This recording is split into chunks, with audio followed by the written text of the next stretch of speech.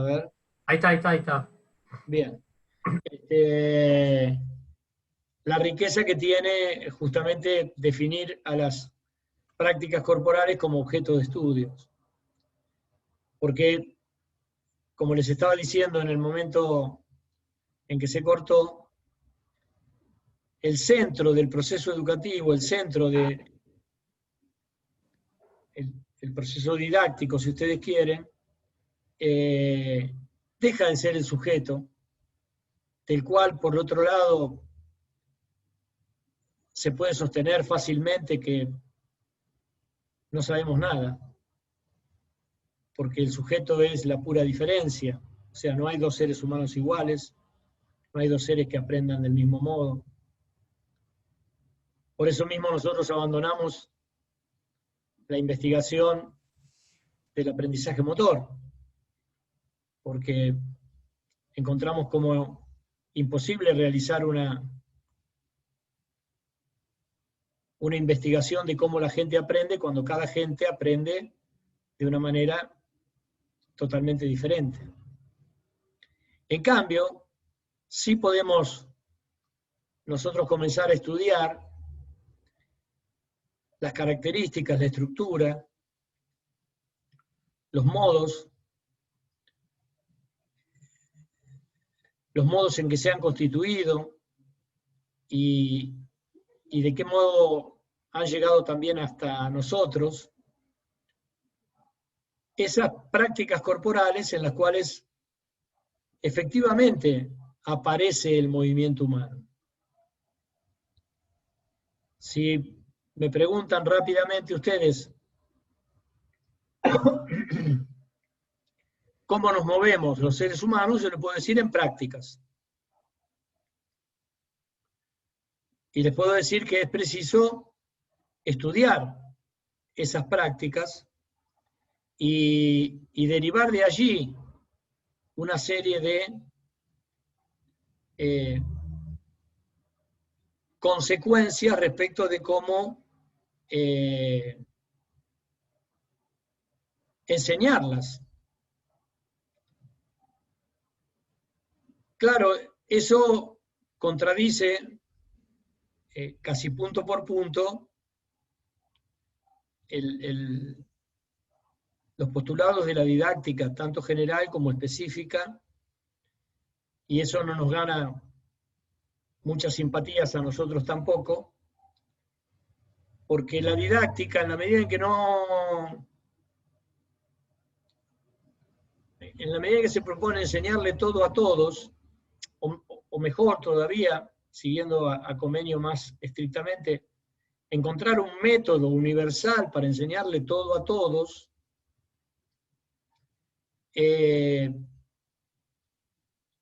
no puede centrarse en el objeto, porque los objetos también son totalmente diferentes.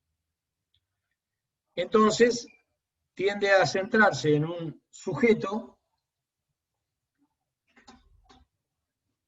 al que en realidad también despoja de su subjetividad para convertirlo en el famoso hombre, para uniformarlo, igualarlo, en relación a un conjunto de seriaciones diversas, como pueden ser las edades, el sexo,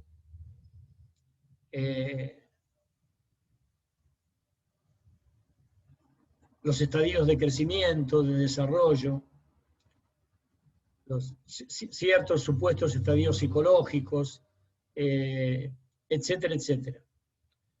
Pero obviamente ese sujeto, a partir de que es igualado, uniformado con todos los demás, pierde su característica particular. Y eso, en nuestra opinión, y creemos que se puede demostrar, inclusive con cierta facilidad,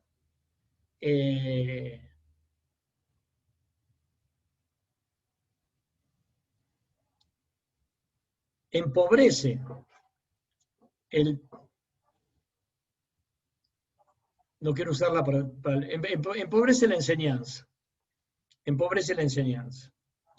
Puesto que intenta enseñarle a todos del mismo modo e intenta que todos, esto es todavía peor, aprendan aquello que se enseña del mismo modo.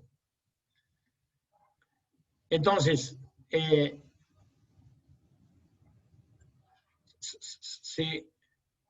se parte de la idea de un sujeto universal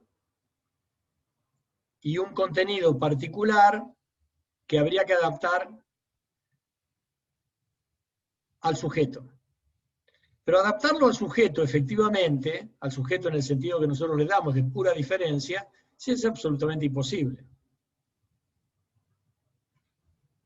Que yo intentara adecuar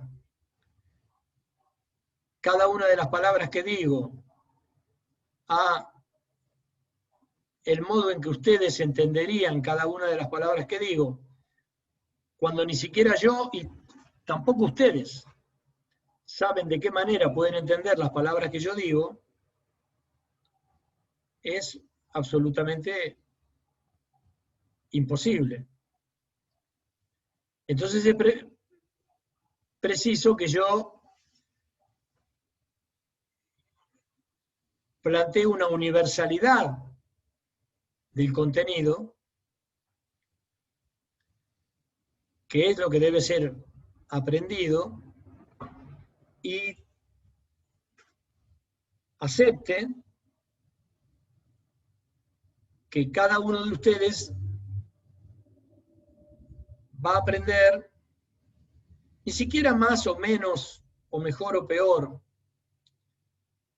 aquellas cosas que yo esté diciendo, sino de manera diferente, y que cada uno de ustedes va a incorporar estas palabras, estas enseñanzas que yo estoy tratando de transmitirles, a un conjunto desconocido inclusive por ustedes mismos, de saberes ya estabilizados, de dudas que ustedes mismos tienen, de inquietudes, de preguntas, de, bueno, un conjunto de elementos que ni siquiera ustedes podrían precisar. Y que de allí, bueno, se producirá una formación en ustedes que será diferente para cada uno de ustedes, sin por eso perder cierta objetividad, me voy a animar a usar esta palabra, de los contenidos que deberán ser respetadas. Uno no puede enseñarle a los chicos a jugar al básquetbol pateando la pelota, porque eso no es básquetbol.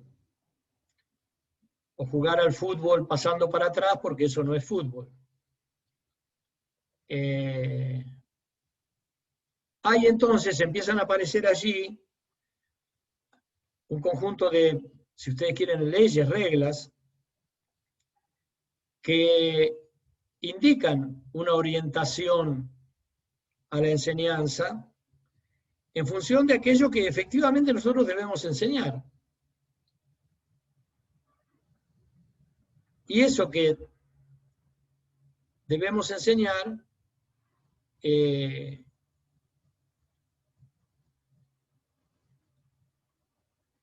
bueno, lo vamos a ver cuando hablemos de contenidos, pero es significativo fundamentalmente para la sociedad, no necesariamente para el sujeto. Para muchos de ustedes, esto que yo estoy diciendo puede ser una sarta de pavadas, o pueden estar pensando que en realidad son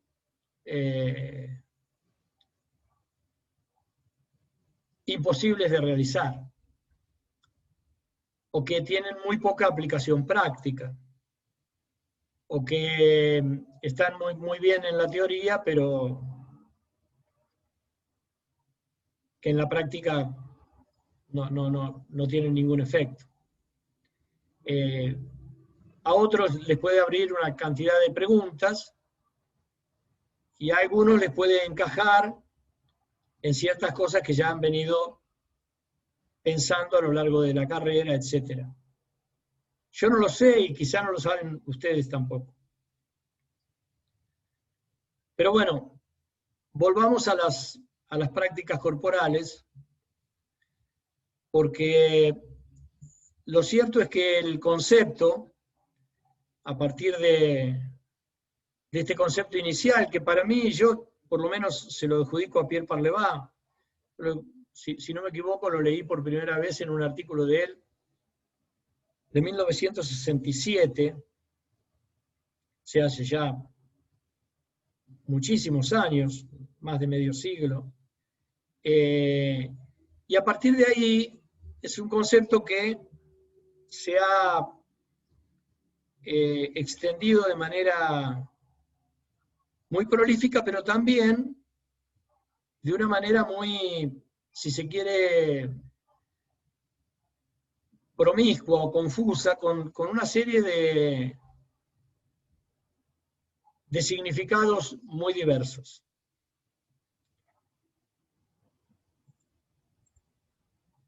Esos significados están explicados con bastante exhaustividad en el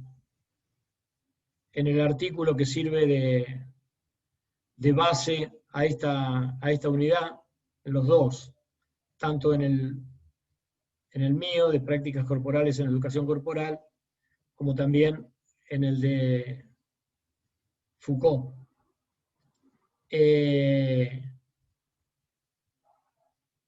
Esa cantidad de significados diferentes pueden, como siempre se puede, agruparse en distintos modos de uso o argumentos que la gente utiliza para fundamentar el uso que hace del sintagma, ¿no? de estas palabras, prácticas corporales.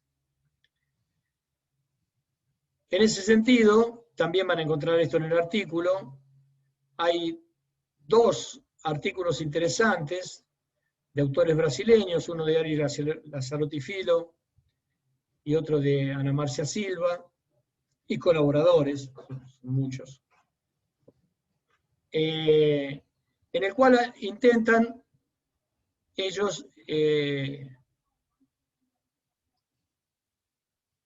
seguir, pesquisar sería en portugués, investigar, justamente los significados que se le otorgan a las sintagmas prácticas corporales en la bibliografía brasileña. Y hacen un estudio bastante interesante sobre una serie de artículos y disertaciones, tesis, presentadas en Brasil ya hace unos años, pero podría decir yo que no han variado demasiado los significados. Los cambios nunca son demasiado rápidos en educación física, de modo que ciertas formas de tratar los conceptos y las cosas duran bastante tiempo. Uno de ellos es para trabajar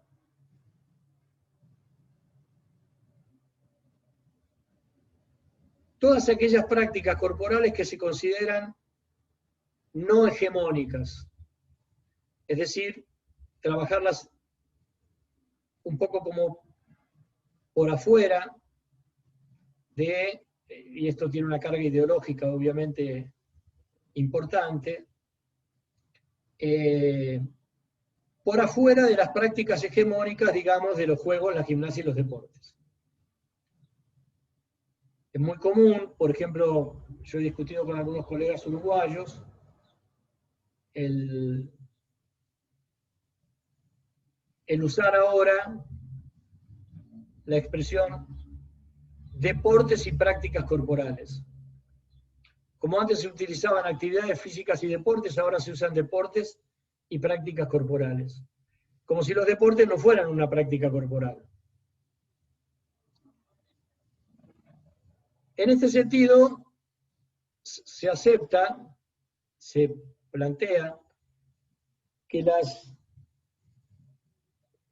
prácticas corporales son aquellas más cercanas, por contra un poco a las hegemónicas, aquellas más cercanas a contenidos de tipo estético, expresivo, allí donde el sujeto, entre comillas, puede expresarse de maneras más libres, más ligadas a la estética, menos ligadas a cierto concepto utilitarista, a cierto concepto hipercompetitivo, a cierto concepto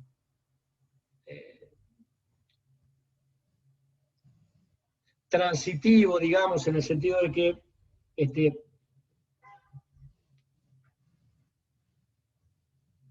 de alguna manera son prácticas que tienen un fin. Bueno, estas nuevas prácticas corporales serían más del orden de lo estético, de lo autotélico, de lo expresivo. La otra gran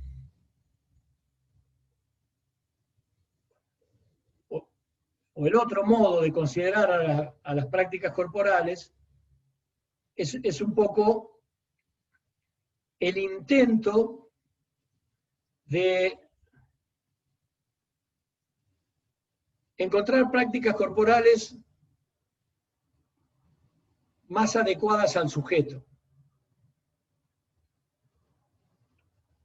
No me está saliendo con la precisión debida en este momento, pero serían prácticas en las cuales la subjetividad humana pudiera expresarse de una manera mejor que en actividades que se consideran demasiado regladas, demasiado estabilizadas, demasiado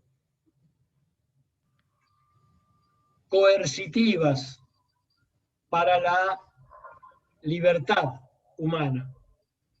¿La expresión corporal podría ser un ejemplo o no? Por ejemplo. Y muchas prácticas similares a esa, ¿no? Podría ser un muy buen ejemplo de este sentido de prácticas corporales que yo estoy planteando. Claro, claro. Si ustedes, a poco que piensen, pequeño puente entre las dos clases que acabo de plantearles, se van a dar cuenta de que lo que no se quiere abandonar, en ninguno de los dos casos, es al famoso sujeto. Lo que se quiere preservar por sobre todas las cosas es esa idea de sujeto enteramente libre, digamos, sujeto que finalmente hace cosas con su cuerpo. Y cuando hace cosas con su cuerpo, expresa toda su libertad. O sea que volvemos de alguna manera a la definición inicial de Parlevin. Prácticas corporales son aquellas que el sujeto hace con su cuerpo. En nuestro modo de ver las prácticas corporales, esa proposición también está invertida. En la medida en que decimos que las prácticas corporales toman por objeto al cuerpo, por lo tanto no es el sujeto quien hace las prácticas corporales, sino las prácticas corporales quienes hacen al sujeto, quienes hacen al sujeto, quienes hacen al cuerpo. Estamos pensando en un concepto de prácticas que precede al sujeto y no que son precedidas. Profe, justo Sí. a raíz de lo que venían hablando, y digamos, para traerlo, digamos, al marco teórico de lo que vendrían a ser las prácticas, relacionado con los textos, relacionado con qué es la crítica y relacionado con el otro texto que nos han presentado, más los videos que presentó Agustín, que están clarísimos. Me quería referir al aspecto de homogeneidad de las prácticas, ¿no? Entonces, homogeneidad de las prácticas como esos conjuntos prácticos, lo que los hombres hacen y el modo en el que lo hacen. O sea que hay una cuestión, no sé, ahí de forma y modo. Y hay como dos aspectos, el tecnológico y el estratégico, ¿verdad? Sí. En el tecnológico lo que yo apunté es como esto, lo que hay que hacer, digamos. O sea, la lógica interna, el tecnológico tendiente como a la estructura, podríamos, no sé, quizá analogarlo o asemejarlo a lo que vendría a ser el orden simbólico de esa práctica, digamos. Sí. Estructura, en este caso la lógica interna, las reglas. Y el aspecto estratégico, ¿no? El aspecto estratégico que viene a colación de estos grados de libertad con el que nos movemos. Entonces dice, podemos extender los límites, pero no salirnos de ellos. Y en relación a eso, venía mi pregunta. Entiendo que en esta cuestión de saber universal, sujeto particular, el problema vendría a ser, digamos, la singularidad. Entonces, ¿cómo opera esa singularidad? En este caso, por ejemplo, yo lo pienso, quizá me estoy yendo para cualquier lado, pero lo pienso en esta cuestión de unas prácticas corporales que planteaba Parlevá, unas prácticas corporales que plantea la educación corporal, unas prácticas corporales que plantea esta corriente de la expresión corporal. Entonces, yo entiendo que el grado de libertad con el que nos movemos, o sea, académicamente, las prácticas corporales de la universidad se movieron con tal grado de libertad que hoy en día considero que han modificado ese aspecto de esa lógica interna parlevasiana. No, pero son dos cosas distintas las que estás diciendo, Fernando. Vale. La primera pregunta es exactamente, dio, por decirlo de algún modo, dio en el clavo de lo que estábamos charlando con Antonella. El concepto de homogeneidad, a nosotros se nos ha, en algún momento, yo he tenido que dar cuenta de por qué sostenemos el concepto de práctica de Foucault y no otro. Bueno, justamente porque Foucault fisonomiza para nuestro gusto el concepto de prácticas de la mejor manera, con esos tres conceptos. Homogeneidad, recurrencia y sistemática. En el caso de la homogeneidad, fíjate que lo primero que dijiste fue, o lo primero que dice Foucault es, estudiamos lo que los hombres hacen y el modo en que lo hacen, no aquello que los hace percibirse de determinado modo mientras lo hacen, no lo estoy diciendo con precisión. No las representaciones, dice. No las representaciones que los guían mientras que tienen, claro. Que tienen de sí mismos mientras las hacen, ni aquellas cosas, ayúdame Agustín ahí, que los condicionan. Sí, no las representaciones ni aquello que sin que sepan lo que los condiciona, no le importa, sí, claro. Sino lo que hacen y el modo en que lo hacen. Eso implica estudiar de un modo que excluye o descentra justamente la subjetividad. Dice, un sujeto acá se está... Dice, sí. No, dice el texto, acá lo tengo, dice, Se trata de tomar como dominio homogéneo de referencia no las representaciones que los hombres se dan a sí mismos, tampoco las condiciones que lo determinan sin que lo sepan, sino lo que hacen y la manera en que lo hacen, es decir, la forma de racionalidad que organizan las maneras de obrar, lo que podría llamarse el aspecto tecnológico. Fíjense, ¿qué sería lo central ahí?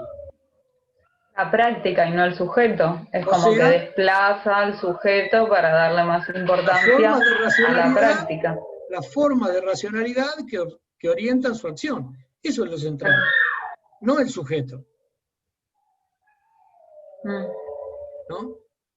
Con eso deberías quedarte, Fernando, fundamentalmente en cuanto a la relación que nosotros establecemos entre práctica y sujeto.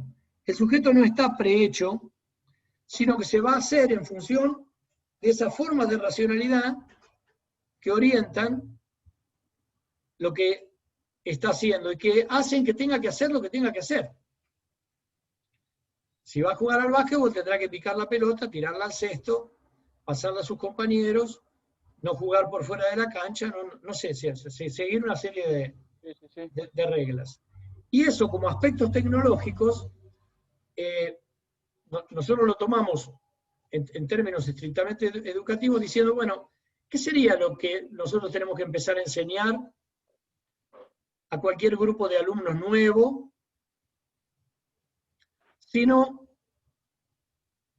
esos aspectos tecnológicos, esos aspectos que tienen que ver con, por ejemplo, en el caso de los deportes, lo que nosotros llamamos lógica del deporte, reglas, objetivos, situaciones, acciones. Tenemos que empezar enseñándoles eso. ¿Y cómo seguir? De un modo que además puede ser llevado al infinito.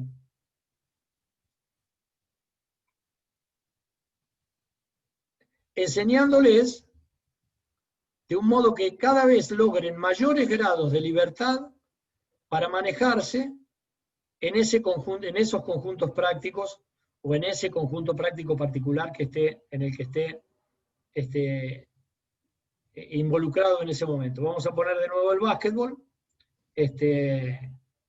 Y bueno, ahora se va a volver a cortar en 10 minutos.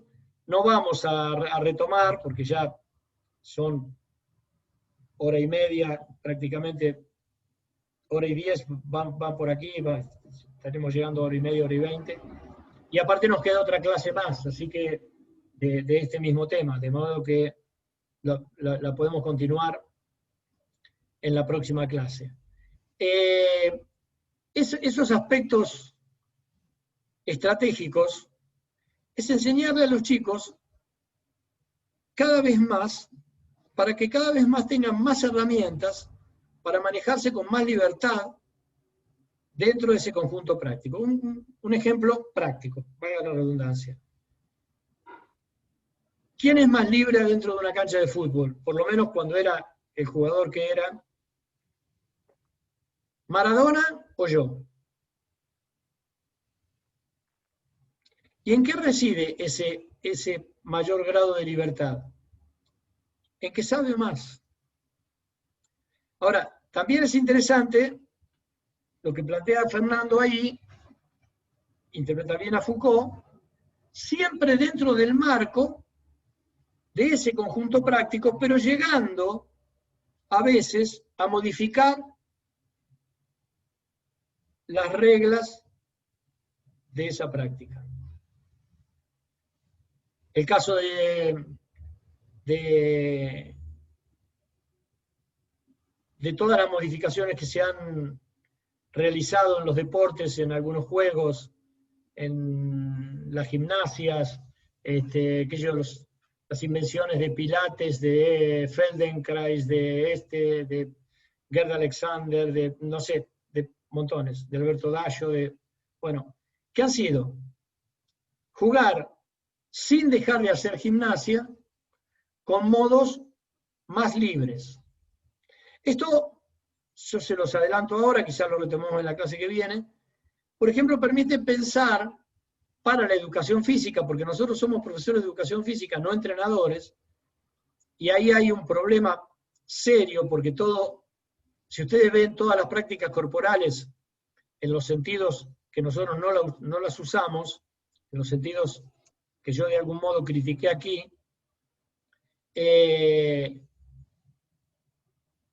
siempre están en oposición a los deportes. Y nosotros decimos, lo que pasa es que no analizan correctamente los deportes y no analizan ni siquiera cuáles son los límites de que algo sea un deporte o no. Para eso hay que hacer estudios históricos por un lado, estudios histórico-conceptuales, estudios genealógicos, y por otro, someternos a la prueba de la actualidad y de la realidad. Ese estudio es lo que hace que las prácticas corporales puedan convertirse en objeto de lo que nosotros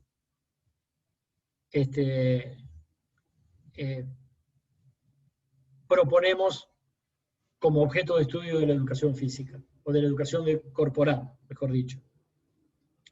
Entonces, esos grados de libertad nos permiten a nosotros decir,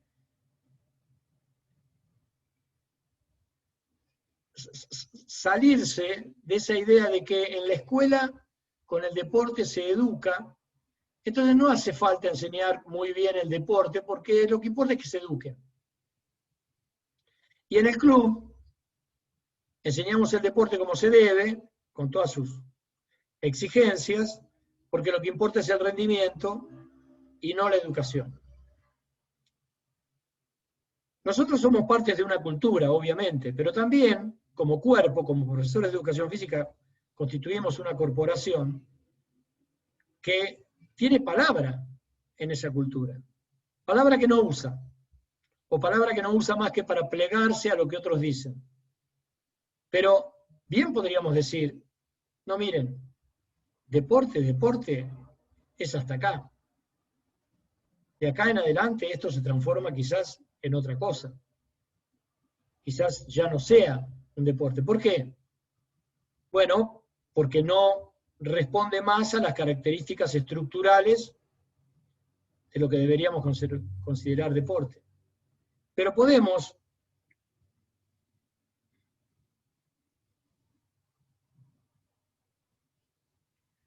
a ver, Ayelén, ¿podés? Hola. Sí, yo mientras iba hablando pensaba en este texto, en el libro en particular, y en lo que propone Walter Brach a la hora de pensar las formas en que se consensúan las reglas dentro de las prácticas también, y la disputa de poder que emerge, digamos, en esas prácticas. Y la libertad que viene de la mano a la hora de la elección, de la toma de decisiones, de qué reglas se van a consensuar, de qué forma, y cómo el profesor va a intervenir. Sí. Pensaba en ese texto en particular porque me pareció que se dieron palabras como la libertad y bueno, y las reglas y los deportes, y me remitió a ese texto que bueno, que hace que también se produzcan en los alumnos otro tipo de, digamos, de pensamientos y que se lo haga más partícipe, ¿no? No tengo presente el texto de Walter, pero lo que digo es, y quizás se corte y lo tengamos que retomar con tu pregunta el jueves que viene, pero tengo para mí que una cosa importante es que cuando nosotros hablamos de grado de libertad, nos permite enseñar el deporte siempre, siempre, de la mejor manera posible en tanto que deporte, y el deporte es competición, y por lo tanto enseñaremos a competir, pero el deporte, por ejemplo, es competición de acuerdo a reglas, entonces enseñaremos a competir de acuerdo a reglas. Enseñaremos a configurar, o trataremos de que se configuren ahí sujetos que sean que jueguen, como dice Elías, al límite de las reglas, pero que sepan que si las transgreden, pierden, ¿no? Entonces, eso es un concepto quizás largo de explicar, pero donde nosotros podemos enseñar, tanto en la escuela como en el club, con independencia de las condiciones que mejorarán o harán que en un caso se vaya más rápido y en otro caso menos rápido, tanto enseñar el deporte en su mejor versión, como educar a los niños justamente a partir de ese deporte, con independencia del medio y del contexto, es palabra que hoy está tan de moda, ¿no? Ahora, probablemente Walter se refiera al juego y a la posibilidad que tienen los chicos de cambiar las reglas y de ver qué reglas usan o no. En un artículo último que, bueno, terminé yo escribiendo, pero nos corresponde a Agustín y a mí,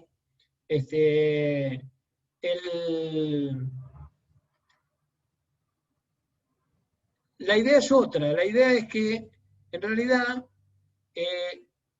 lo que ocupa la centralidad ahí es siempre el juego, es siempre la regla, ¿no? Porque aun cuando el chico pueda cambiar de regla en un momento determinado, una vez que la regla se puso, es soberana. Y no se puede transgredir. Se podrá cambiar, podrá pedirse pido gancho y en el deporte no, una serie de cosas, pero en el funcionamiento estructural siempre ocurre del mismo modo. Lo que yo quería establecer más bien era esto. La idea de hacer transcurrir la enseñanza de los aspectos tecnológicos a los aspectos estratégicos nos permite enseñar cada vez más y mejor a nuestros alumnos de escuela o a nuestros jugadores de club, para que sean cada vez más libres, para que disfruten cada vez más el juego. Después, alguien decidirá jugar Liga Nacional, llegar a la NBA, y el otro quedarse en el patio de la escuela o se